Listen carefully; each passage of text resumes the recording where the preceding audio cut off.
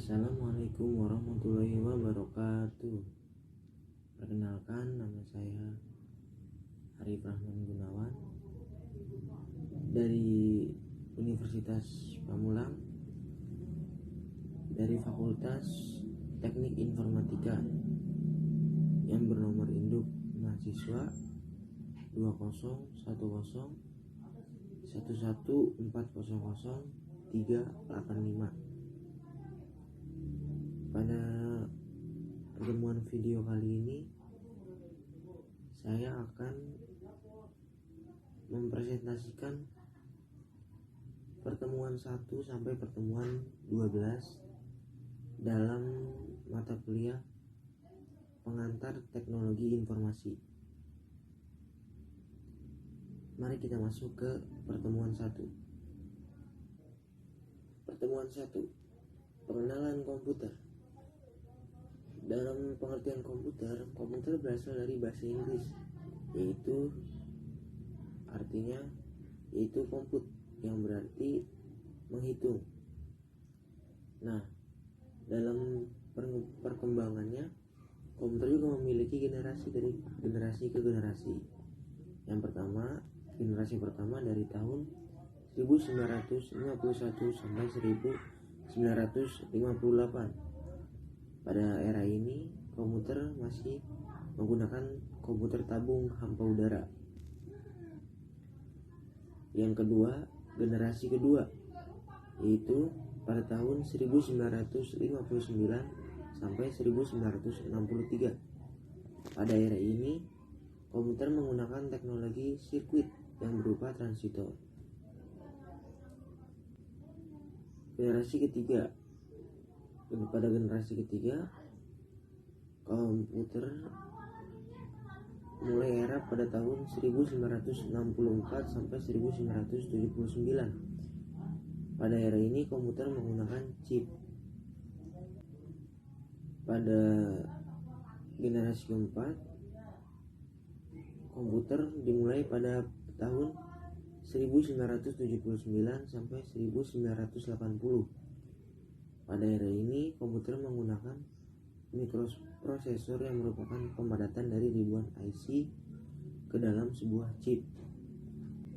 Lanjut, generasi kelima. Generasi kelima dimulai pada tahun 1981.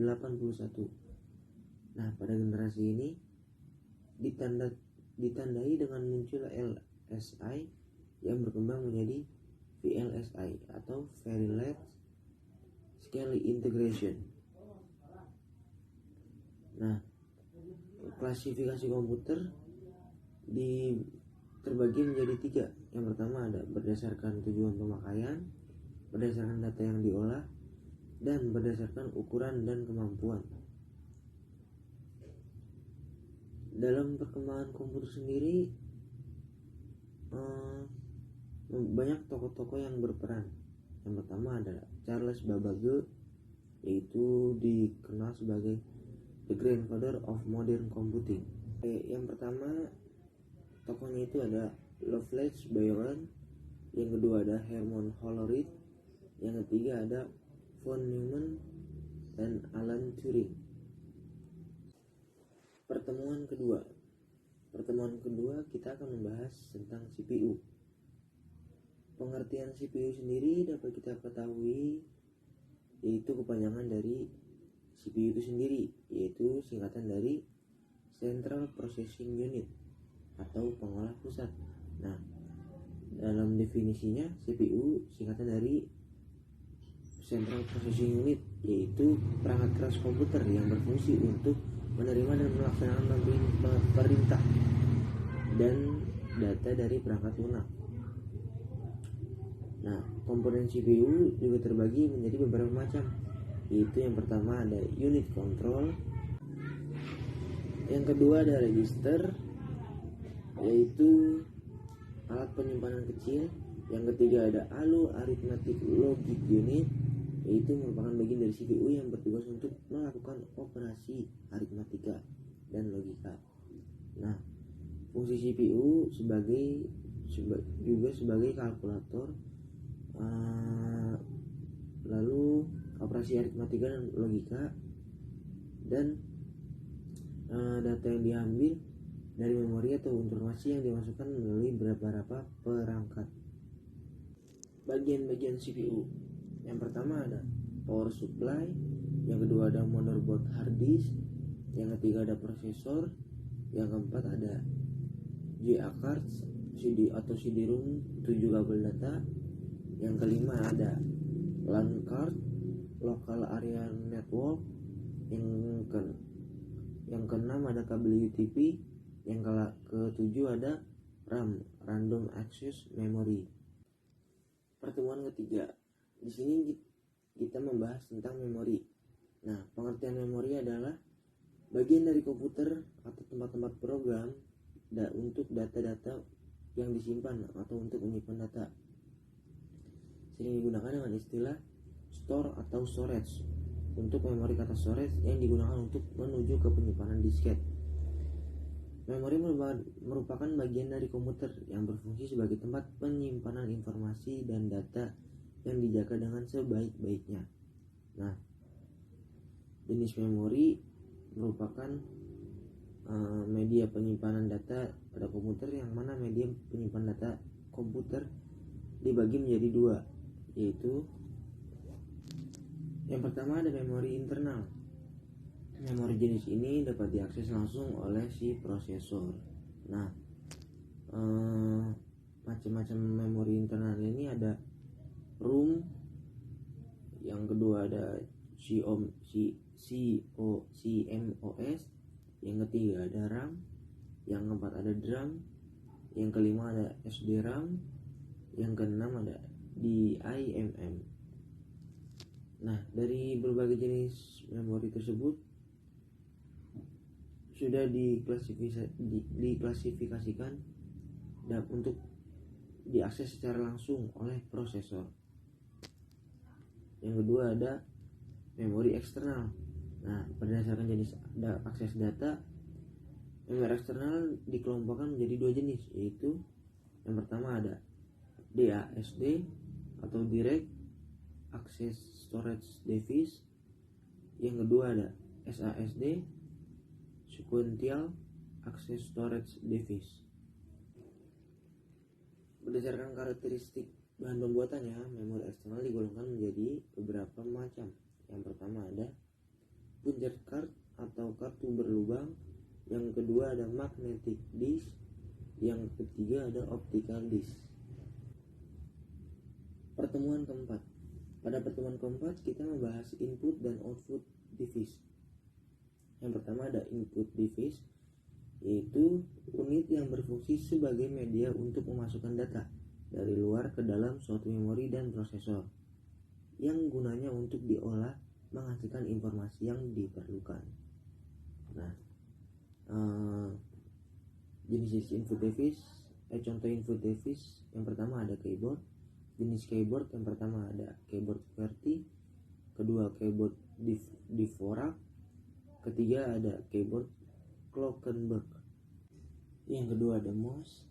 Nah, jenis-jenis mouse ada mouse serial, mouse PS-R2, mouse USB, lalu ada mouse cordless atau wireless.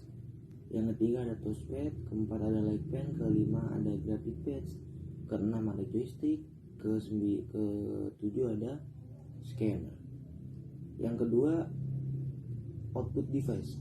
Output device ini adalah unit keluaran dari si komputer. Nah, contohnya ada monitor, printer. Nah, jenis-jenis printer itu ada printer dot matrix, printer inkjet, ada printer laserjet. Yang ketiga ada speaker, yang keempat ada headphone, yang kelima ada proyektor, keenam ada plotter. Ke pertemuan kelima. Pertemuan kelima ini membahas tentang sistem bilangan dan kode. Nah, dalam sistem digital, informasi numerik digunakan dalam sistem bilangan dan pengkodean. Antara lain, yang pertama ada bilangan biner. Bilangan biner itu merupakan bilangan dasar 2. Nah, yang kedua ada bilangan oktal. Bilangan oktal merupakan bilangan dasar 8. Ketiga ada bilangan heksadesimal. Bilangan heksadesimal itu adalah bilangan dasar dari 16. Yang keempat ada kode Gray, yang kelima ada kode BSD, yang keenam ada kode access3, yang ketujuh ada kode ASCII. Nah, di sini ada dari desimal, binar, oktal, heksadesimal. Di sini lihat contoh-contohnya ya. Contoh bilangannya ada 25 dijadikan dengan heksadesimal, lalu ke desimal, lalu ke oktal. Yang kedua ada bilangan desimal. Bilangan desimal adalah bilangan dengan bilangan dasar 10. Nah, posisi bilangan desimal ini mengandung bit yang dapat diberikan pada contoh berikut. Di sini ada 525 yang merupakan bilangan desimal. Kita jabarkan 5 dikali 102 ditambah 2 dikali 11 ditambah 5 dikali 100. Hasilnya adalah 525. Yang ketiga ada bilangan biner. Bilangan biner adalah bilangan dasar 10. Nah, yang pertama kita lihat konversi bilangan biner ke desimal. Yang pertama ada bilangan biner bernilai 11011. Kita klasifikasikan ke bilangan desimal. Pertama langkahnya ada 1 dikali 24, 1 ditambah 1 dikali 23, ditambah 0 dikali 22, ditambah 1 dikali 21, ditambah 1 dikali 20, hasilnya adalah 27. Yang keempat ada bilangan oktal. Bilangan oktal ini adalah bilangan dasar 8. Nah, yang pertama ada konversi bilangan oktal ke desimal.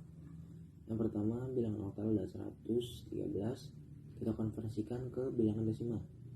Yang pertama 1 dikali 82 ditambah 1 dikali 81 ditambah 80, hasilnya kita dapat 75. Kelima ada bilangan heksadesimal. Nah, bilangan heksadesimal ini adalah bilangan dasar 16. Yang pertama ada konversi bilangan heksadesimal ke biner. Ini bilangan pertama ada 23B dikonversikan menjadi bilangan heksadesimal menjadi 0010 00111 011. Pertemuan ke-6. Dalam pertemuan ke-6 ini kita membahas tentang sistem bilangan dan kode. Nah, yang pertama ada kode bilangan yang berdigit biner BCD, access3 dan kode Gray. Nah, di sini ada bilangannya dari 1 sampai 9. Ini contoh-contoh dari bilangan biner, access3 dan kode Gray. Yang kedua ada konversi bilangan desimal ke access3. Kode access3 ini ada hubungannya dengan kode BCD dan kadang-kadang digunakan menggantikan BCD karena mempunyai keuntungan dalam operasi-operasi aritmatika tertentu. Pada pengkodaan ini, bilangan desimal dilaksanakan dengan cara yang sama seperti BCD, kecuali bahwa angka 3 ditambah pada setiap digit desimal sebelum mengkode dalam biner. Contoh bilangan 46 masing-masing ditambah 3, maka kode access3-nya adalah 01111001. Lalu ada konversi dari biner ke Gray. Dari bilangan biner dapat juga menjadi referensi kode Gray dengan cara bit pertama dari kode Gray sama dengan bit pertama dari bilangan biner. Nah, yang kedua bit kedua dari kode Gray sama dengan exclusive OR dari bit pertama dan kedua dari bilangan biner. Akan tetapi satu sama lain sama-sama apabila kode biner tersebut berbeda. Ketiga, bit kode Gray ketiga sama dengan exclusive OR dari bit kedua dan ketiga dari bilangan biner dan seterusnya. Contohnya ada 100 110 11101. Lanjut, ada konversi dari Gray ke biner. Untuk mengubah dari Gray ke biner diperlukan prosedur yang berlawanan dengan prosedur konversi dari biner ke Gray. Bit biner yang pertama adalah sama dengan kode Gray yang pertama. Apabila bit Gray yang kedua 0, bit biner kedua sama dengan yang pertama. Apabila bit Gray kedua 1, bit biner kedua adalah kebalikan dari bit biner pertama. Contohnya ada 11011 10010. Lanjut, ada kode ASCII. Kode ASCII ini merupakan kode-kode atau simbol-simbol dari informatika logika. Di sini sudah terrangkai. Kita lihat bareng-bareng. Ya, kita lanjut. Operasi aritmatika. Dalam penyebelahan, operasi aritmatika ini sangat berfungsi. Contohnya 11000125 ditambah 10101018 yang menghasilkan 10101143. Lalu ada operasi pengurangan juga. Dalam tahapannya, ubahlah bilangan pengurang menjadi komplement kedua. Jumlahkan dengan data 9. Komplement pertama dari bilangan 6 sama dengan 1001. Komplement kedua dari bilangan 6 adalah 1010. Lalu ada perkalian bilangan biner. Nah, perkalian bilangan biner ini dilakukan dengan cara yang sama dengan cara perkalian bilangan desimal. Lalu ada pembagian bilangan biner. Nah, di sini ada contohnya 00111111001 dibagi 3 sama dengan 3. Hasilnya 0110011. Lalu ada sistem bilangan dalam pemrograman. Yang pertama ada address matching, yang kedua ada kode, yang ketiga ada mnemonic, yang keempat ada kode, yang kelima ada action. Di sini contohnya tertera ya. Oke, kita lanjut. Pertemuan ke-7, mengenal sistem operasi. Dalam pertemuan ke-7 ini kita membahas tentang sistem operasi. Nah, definisi sistem operasi yang pertama adalah sebagai sebuah program yang mengatur hardware dengan menyediakan landasan untuk aplikasi yang berada di atasnya. Yang kedua, bertindak sebagai penghubung antara user dan hardware. Ketiga, bertugas untuk mengendalikan dan mengkoordinasikan penggunaan hardware untuk berbagai program aplikasi dari bermacam-macam user. Nah, definisi sistem operasi adalah software yang bertugas untuk mengatur atau mengontrol manajemen hardware serta menjalankan software aplikasi seperti Office, aplikasi desain grafis, dan aplikasi multimedia. Pengertian sistem operasi ini ditinjau dari 3 sudut pandang. Yang pertama, sudut pandang si pengguna, yang kedua sudut pandang sistem, yang ketiga ada sudut pandang tujuan. Nah, hardware ini adalah penyedia sumber daya untuk komputasi yang dapat dilihat secara fisik dan disentuh. Kalau software adalah sarana yang memberitahukan hardware apa yang akan dilakukannya terhadap hardware. User adalah manusia yang menjalankan program aplikasi atau komputer lain. Nah, fungsi dasar sistem operasi ini adalah yang pertama ada sistem operasi sebagai extend machine, perluasan mesin. Yang kedua adalah sistem operasi sebagai pengelola seluruh sumber daya. Yang ketiga, mulai dari generasi pertama dimulai dari tahun 1945 sampai 1955. Yang keempat ada generasi kedua. Generasi kedua dimulai dari 1955 sampai 1965. Yang kelima ada generasi ketiga, yaitu dimulai dari 1655 sampai 1980. Nah, ini disebut dengan ICN multiprogramming. Yang ketujuh ada generasi keempat. Generasi keempat dimulai dari 1990 sampai sekarang, yang disebut dengan PC. Layanan sistem operasi. Yang pertama ada sebagai pembuatan program, yang kedua eksekusi program, yang ketiga ada operasi I atau O, yang keempat ada manipulasi sistem berkas, kelima ada komunikasi, keenam ada deteksi error. Nah, bagian-bagian sistem operasi ini yang pertama ada boot mechanism, kedua ada kernel, kedua ada command interpreter shell, yang keempat ada pustaka atau library, kelima ada driver. Lapisan-lapisan dalam sistem operasi. Yang pertama adalah lapisan 0 yang mengatur alokasi prosesor. Yang kedua ada lapisan 1 untuk mengalokasikan ruang untuk diproses di memori. Yang ketiga ada lapisan 2 untuk menangani komputer antara masing-masing proses. Yang keempat ada lapisan 3 yang mengatur piranti atau I atau O dan menampung informasi yang mengalir. Yang kelima ada lapisan 4 sebagai program pengguna. Yang keenam ada lapisan kelima merupakan operator sistem. Lalu ada proses booting. Proses booting ini adalah proses di mana suatu komputer dan sistem operasinya mulai bekerja dengan menginisialisasi semua device beserta drivernya. Urutan prosesnya terdiri dari bootloader, image kernel meload ke memori, kemudian dari memori image kernel dijalankan. Yang kedua, ada kernel mengenali device-device beserta driver-drivernya. Ketiga, kemudian kernel mengumumkan root file system yang merupakan salah satu langkah penting agar proses-proses lain di dalam sistem Unix dapat dijalankan. Yang keempat, kernel akan menjalankan program bernama init. Kelima, program bernama init yang kemudian menjalankan servis selanjutnya. Yang keenam, proses terakhir dijalankan init adalah getty. Dengan getty, kita mendapat suatu interface untuk masuk ke dalam sistem dengan memasukkan username dan password. Nah, penjadwalan bertugas untuk memutuskan yang pertama proses yang dikerjakan, kedua kapan dan beberapa lama proses itu berjalan.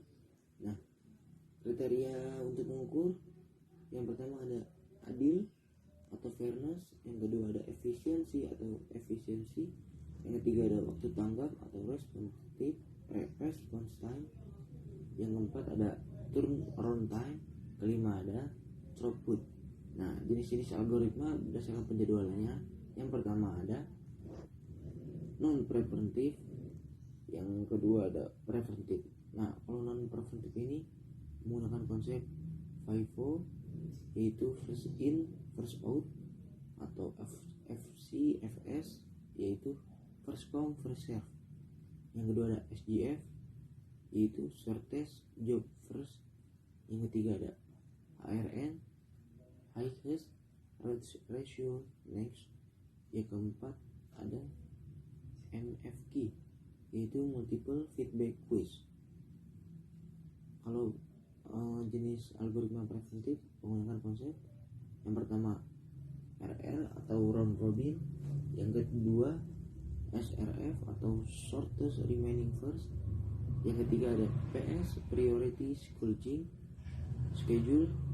scheduling, yang keempat ada GS guaranteed scheduling. Pertemuan ke-8. Nah, pada pertemuan ke-8 ini membahas tentang sistem operasi Linux. Nah, kata Linux ini saat ini sudah tidak asing lagi bagi para pengguna internet. Nah, ya, Linux adalah suatu sistem operasi yang bersifat multi-user dan multitasking yang dapat berjalan di berbagai platform, termasuk prosesor Intel 386 maupun yang lebih tinggi. Sistem operasi ini mengimplementasikan standar PUSIC. Nah, Linux dapat berinteroperasi secara baik dengan sistem operasi yang lain, termasuk Apple, Microsoft, dan Novell. Nama Linux sendiri diturunkan dari pencipta awalnya, yaitu Linus Torvalds, yang sebetulnya mengacu pada suatu kumpulan software lengkap yang bersama-sama dengan kernel menyusun suatu sistem operasi yang lengkap.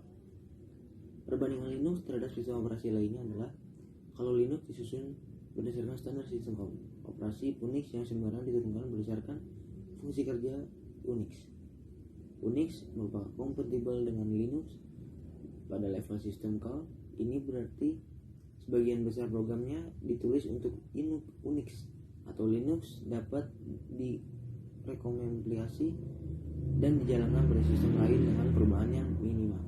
Sejarah Linux pada awalnya dibuat oleh seseorang mahasiswa Finlandia yang bernama Linus Torvalds. Dulunya merupakan proyek hobi yang diinspirasi dari Minix, yaitu sistem Unix kecil yang dikembangkan oleh Andrew Tenenbaum. Ada banyak sekali distro Linux, diantaranya ada Red Hat, Debian, Slackware, SUSE, Mandrake, WinLinux. Kelebihan Linux tersendiri pada dasarnya semua data tersimpan di dalam hard disk, walau ada beberapa kondisi di mana data tersebut tersimpan di disket. Linux memberikan beberapa proses spesial di mana terminal printer dan device. Hardware lainnya dapat diakses seperti kita mengakses file yang tersimpan dalam hard disk atau disket. Bagian penting kernel Linux. Kernel Linux terdiri dari beberapa bagian penting. Yang pertama, manajemen proses, manajemen memori hardware, device drivers, file system graphics, manajemen jaringan. Nah, ada struktur direktori Linux. Yang pertama ada struktur data kernel. Saat kernel melakukan sebuah proses, data-data proses tersebut secara langsung disimpan secara periodik. Pertemuan ke-9. Dalam pertemuan 9, kita membahas tentang pengenalan basis data. Basis data menyediakan fasilitas atau memudahkan dalam memproduksi informasi yang digunakan oleh pemakai untuk mendukung pengambilan keputusan. Berikut contoh penggunaan aplikasi database dalam dunia bisnis. Yang pertama ada bank, yang kedua ada bandara, yang ketiga ada university, yang keempat ada penjualan, yang kelima ada pabrik, yang keenam ada kepegawaian, yang ketujuh ada telekomunikasi. Nah, sistem pemrosesan filenya, file nasabahnya, filenya ada non nasabah atau nama atau alamat, file rekening. Kalau rekening ada non nasabah, nomor rekening, nama, alamat, dan saldo. Program aplikasi untuk memasukkan data file nasabah yaitu program aplikasi untuk mengkredit atau mendebit rekening. Pertama ada file rekening, kedua ada rekening, ketiga ada customer service, yang keempat ada teller. Istilah-istilah dasar basis data. Yang pertama ada enterprise, yaitu suatu bentuk organisasi seperti bank, university, rumah sakit, dan pabrik. Yang kedua ada entitas, yaitu objek yang dapat dibedakan dari lainnya. Yang ketiga ada karakteristik dari suatu entitas, yaitu contohnya entitas mahasiswa, atributnya terdiri dari NPM, nama, alamat, tanggal lahir. Yang keempat ada record data, yaitu kumpulan isi elemen data yang saling berhubungan, contohnya kumpulan atribut, NPM, nama, alamat, dan tanggal lahir. Nah, keuntungan sistem basis data tersebut yang pertama ada terkontrolnya kerangkapan data dalam basis data. Kedua, terpeliharanya keselarasan atau kekonsistenan data. Yang ketiga, data dapat dipakai secara bersama. Yang keempat, dapat diterapkan standarisasi dengan adanya pengontrolan yang terpusat. Yang kelima, keamanan data dapat terjamin. Yang keenam, terpeliharanya integritas data. Yang ketujuh, terpeliharanya keseimbangan atau keselarasan. Yang ke-8, data independence atau kemandirian data. Sistem basis data juga mempunyai kelemahan. Yang pertama, memerlukan tenaga spesialis. Yang kedua, kompleks. Yang ketiga, memerlukan tempat yang besar.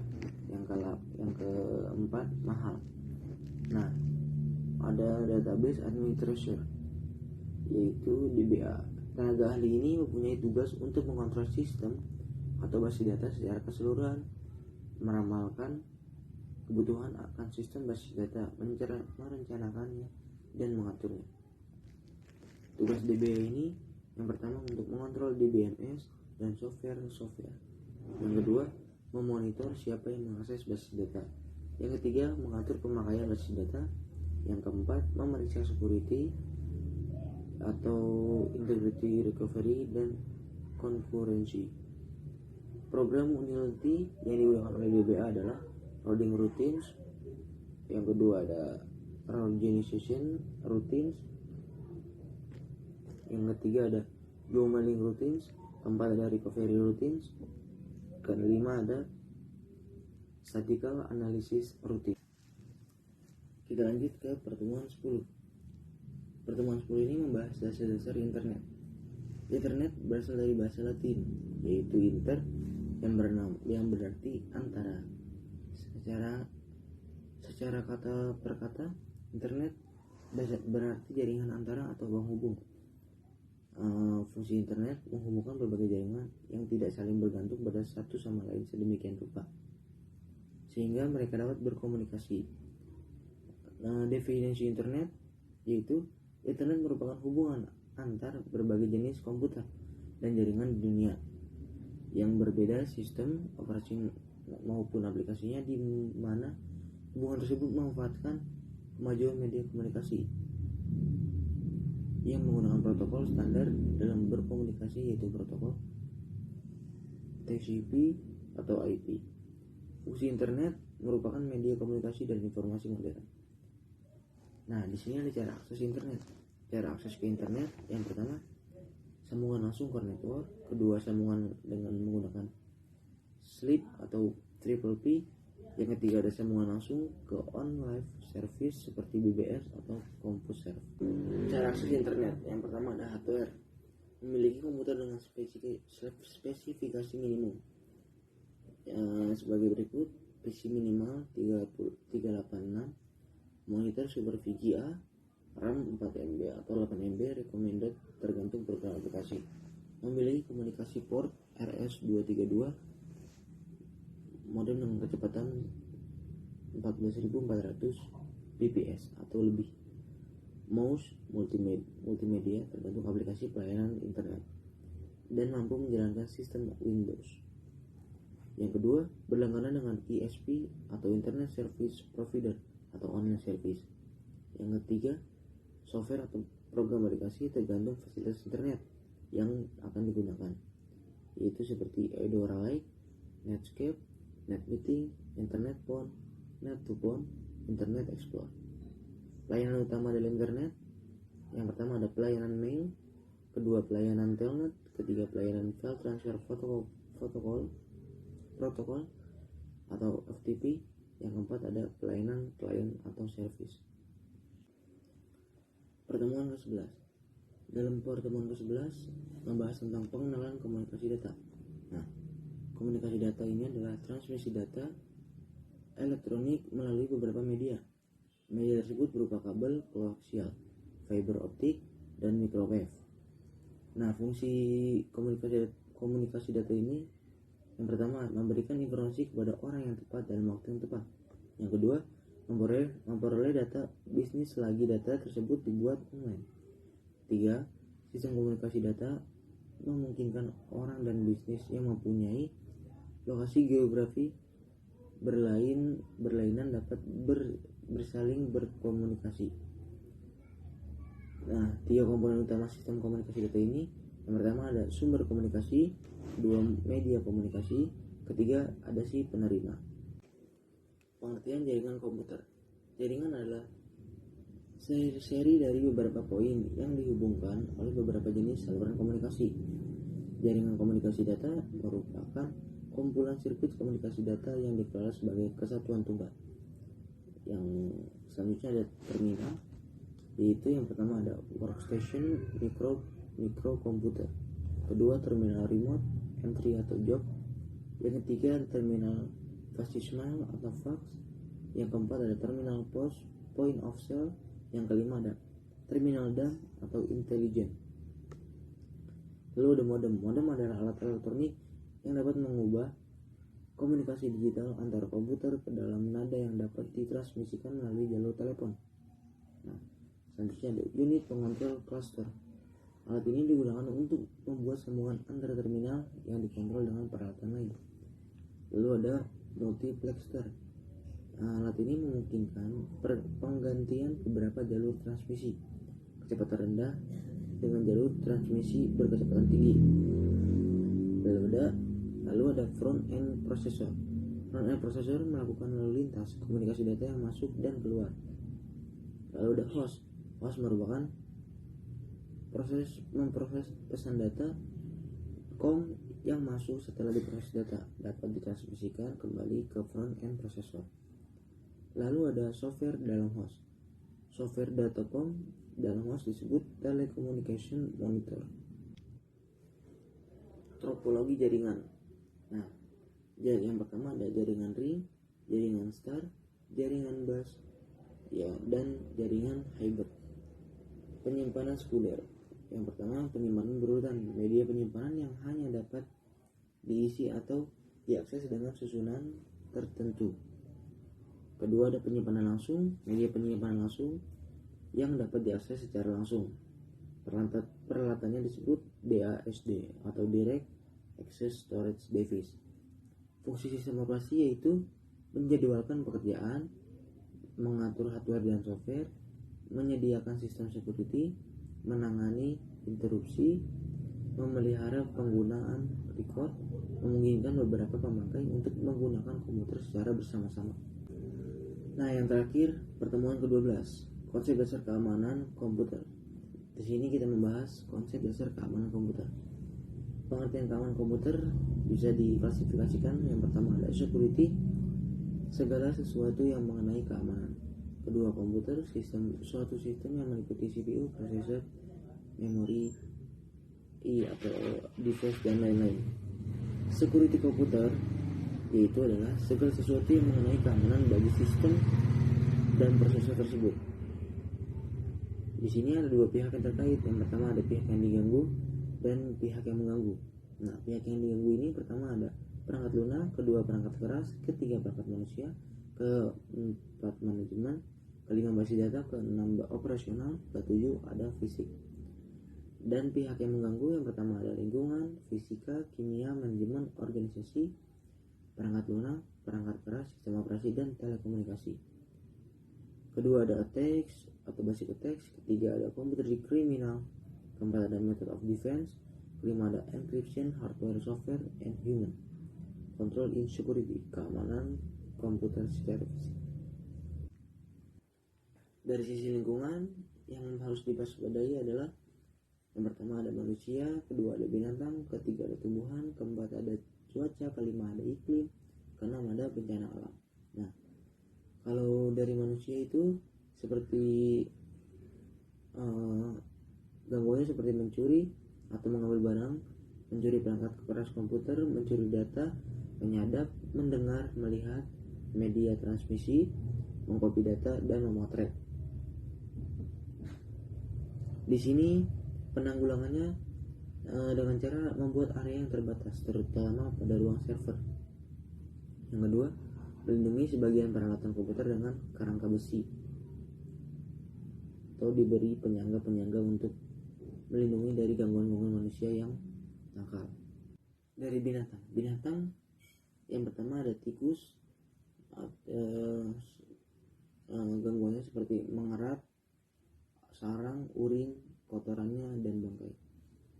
Kedua ada cicak, telur, urin, kotoran, dan bangkai. Yang ketiga ada kecoa, mengerat, telur, urin, kotoran, dan bangkai. Nah, penanggulangannya ini menjaga kebersihan komputer, menghalangi jalan masuk ke dalam dengan kasa atau membunuh atau menangkap serangga dengan alat. Lalu ada tumbuhan. Tumbuhan di sini yang pertama ada jamur, lumut, dan gagang biru. Penanggulangannya gunakan AC untuk ruang kerja dan gunakan silisa gel untuk tempat penyimpanan. Lalu ada cuaca. Nah, cuaca seperti kelembapan, kadar air di udara, mendung, hujan, petir, dan iklim. Penanggulangannya yang pertama gunakan AC untuk ruang kerja komputer, kedua gunakan silisa gel untuk tempat penyimpanan, ketiga gunakan AC untuk mengatur suhu udara, keempat gunakan penangkal petir yang sangat baik yang direkomendasikan. Lalu ada bencana alam. Bencana alam yang pertama ada gempa bumi, banjir, dan kebakaran. Penanggulangannya, buatlah ruangan supaya lebih tahan dari gempa. Jangan letakkan komputer pada lantai dasar. Siapkan alat pemadam kebakaran atau penyemprot pemadam api. Kalau dari sisi fisika dan kimia ada panas, listrik, dan magnet. Nah, penanggulangannya ini gunakan kipas angin atau heatsink pada komponen yang mudah panas. Kedua, gunakan kaca film atau hordeng untuk menghindari masuknya sinar matahari secara langsung. Yang ketiga, gunakan AC untuk mengatur suhu udara. Yang keempat, jauhkan dari magnet. Yang kelima, lakukan pemeriksaan komputer secara berkala. Sisi perangkat keras. Sisi perangkat keras ini dibagi menjadi 3 kategori. Yang pertama ada mililiter 40 OS per D sampai 1200 Celcius, digunakan oleh pemerintahan. Yang kedua industri, normalnya sampai dengan 90 OC sampai dengan 1000 1000 Celcius, komputer yang bermerek. Yang ketiga ada jangkrik, normalnya sampai dengan 60 oC sampai dengan 700 Celcius, komputer rakitan. Sisi manajemen. Nah, sisi manajemen ini yang pertama adalah pemberian otoritas atau hak pakai kepada user. Yang kedua ada sistem. Setiap user akan mempunyai otoritas sesuai dengan pekerjaannya dan sistemnya. Yang ketiga ada pemberian kata sandi. Yang keempat ada setiap user harus diberikan kata sandi atau password. Kelima, password seringkali dilakukan dengan cara mengetik pada keyboard. Keenam, security paling lemah. Ketujuh, mudah disadap oleh orang lain. Kedelapan, mudah dilihat apa yang diketik orang pada keyboard. Nah, solusinya password tidak harus diketik melalui keyboard, yaitu ada cara lain untuk mengetikkan password sebagai untuk diketik. Yang pertama adalah dengan cara sinyal suara. Pada awalnya semua suara kita direkam terlebih dahulu, lalu diproses lalu disimpan. Yang ketiga ada sidik jari, yang kedua ada sidik jari atau telapak tangan. Sidik jari awalnya di scan lalu disimpan dan untuk diproses pada saat kita ingin membuka passwordnya. Yang ketiga ada retina mata. Pada awalnya mata kita direkam pola retinanya lalu diproses, hasilnya disimpan. Yang keempat ada tanda tangan, dilihat dari penekanan pada waktu tanda tangan. Yang kelima ada wajah. Awalnya wajah direkam lalu diproses, hasilnya disimpan. Keenam ada kartu magnetik, yaitu menyimpan data pada magnetic stripe. Ketujuh ada barcode berupa garis-garis, seringkali digunakan pada barang-barang yang dijual. Kedelapan ada kartu chip, digunakan sebagai ATM dan bank atau kartu telepon dan lain-lain. Ke-10 ada microchip, dapat menyimpan identitas manusia, akan ditanam dalam tubuh manusia. Demikian presentasi yang telah saya sampaikan. Bila mana masih banyak kekurangan, mohon dimaafkan yang sebesar-besarnya. Kurang lebihnya mohon maaf. Wassalamualaikum warahmatullahi wabarakatuh.